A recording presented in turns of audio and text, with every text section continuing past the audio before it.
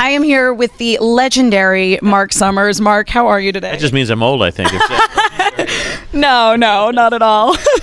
So, Marc, I've obviously huge career that you've had. How exactly did you get started in all of this? Because there's not like a school for game show hostery. This is true, but I always admired Bob Barker when I was a kid. And I would come home from Miss Helm's nursery school and watch Truth or Consequences when it was on NBC. Little did I know my first job in real show business was writing Truth or Consequences for Bob Barker the last year he did that show.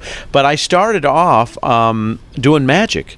And I was on a kid show in Indianapolis called Popeye and Janie, and I'd come on every couple of weeks and I'd do magic tricks. Then I became a disc jockey when I was 15 in Elwood, Indiana.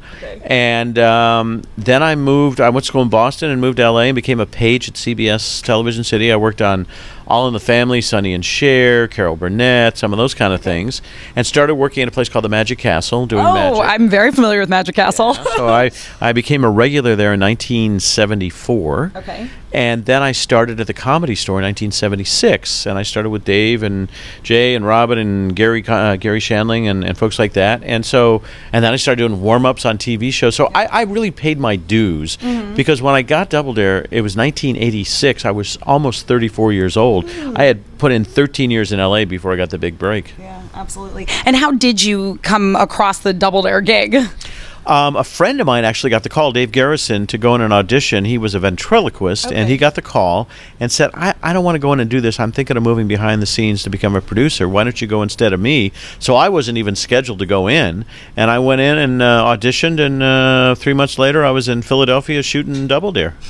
Crazy. Did you have any idea that it was going to have this sort of long? Because it ran, 86 to 93 was the original run? And then we did some specials as well. Yeah. No, of course, you have no idea when you're doing it. You just kind of hope that something good. Because most of the shows you do, I've had two major hits, this and Unwrapped on Food Network. Yeah. And, I won't tell you how many other shows I did that weren't successful. But the good thing is, after they got canceled, people kept hiring me. Right. And so you get lucky a couple of times. And, to have two shows that are, pretty big hits, you don't feel like the one-hit wonder kind of guy, Absolutely not. Do you have any of the failed shows that you feel like didn't get their due attention or that you would like to be given another chance? Oh, no. Let's see. I did one show called It's a Surprise for Food Network. The surprise was nobody was watching. It was about surprise parties.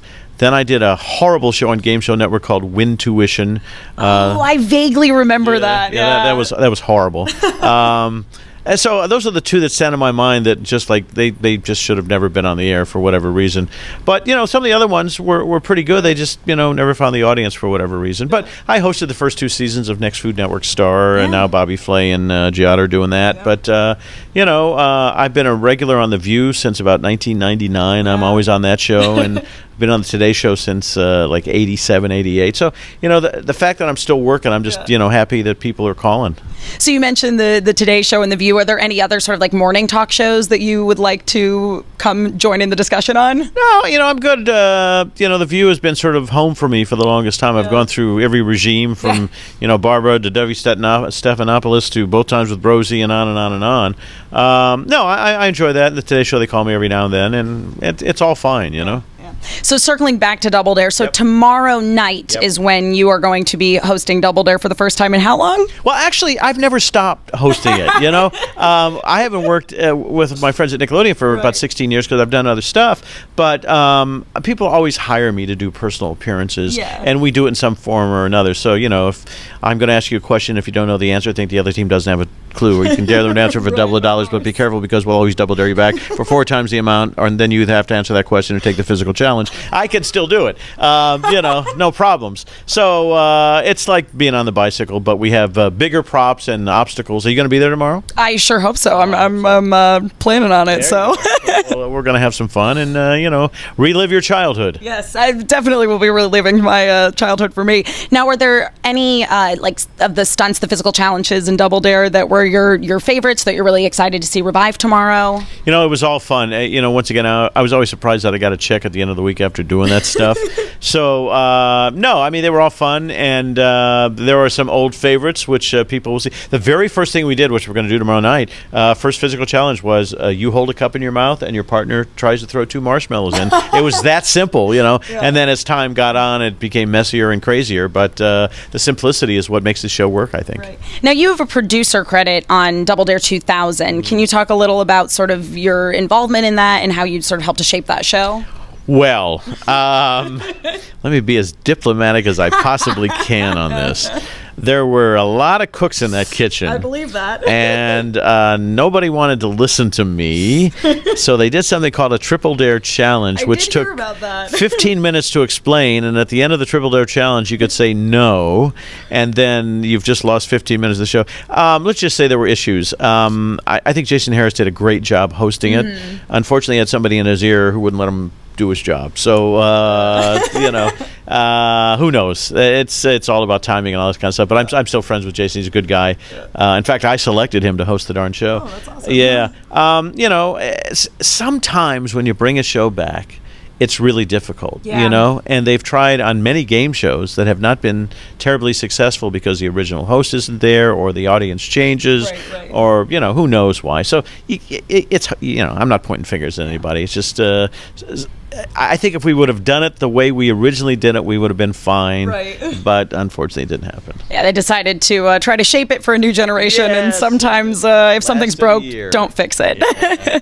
Now, on Splat, they're having an upcoming Double Dare week, correct? Which you're going to be hosting segments for. Can you tell us a little bit more about that? Well, we're doing it tomorrow, so there you go. Well, let's start it right in. There you go. So hope you're ready.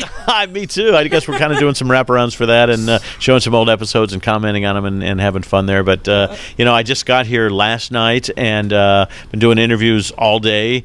And brief time over at the hall. We're going to go do autographs in a little bit. So this is all new to me. I'm just learning and having fun and just, no expectations, just enjoying every moment. I was going to say, do you get a lot of convention appearances? Because 90s nostalgia is running rampant right now. Yes.